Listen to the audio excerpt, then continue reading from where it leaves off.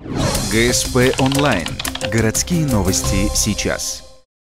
Вторник, 15:00. Ухтинская общественная приемная главы Коми. Прямая линия с сотрудниками Центра соцзащиты. Вопрос на рассмотрение один: кому и как получить выплату по категории «Дети войны». К этому числу населения относятся все граждане, родившиеся с 22 июня 1928 года по 3 сентября 1945.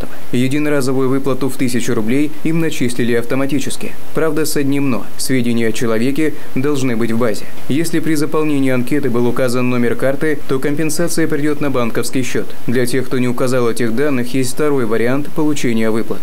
Надежда Васильевна, выплату получают граждане тем способом, каким они получают меры социальной поддержки через наше учреждение. Как у вас с почтой договоренность, как приносят меры социальной поддержки? Потому что все меры социальной поддержки для вашей мамы мы отправляем через почтовое отделение. Первые выплаты начислили еще в начале мая. За этот промежуток уже 6000 детей войны получили компенсацию. Заявки еще 50 рассматриваются.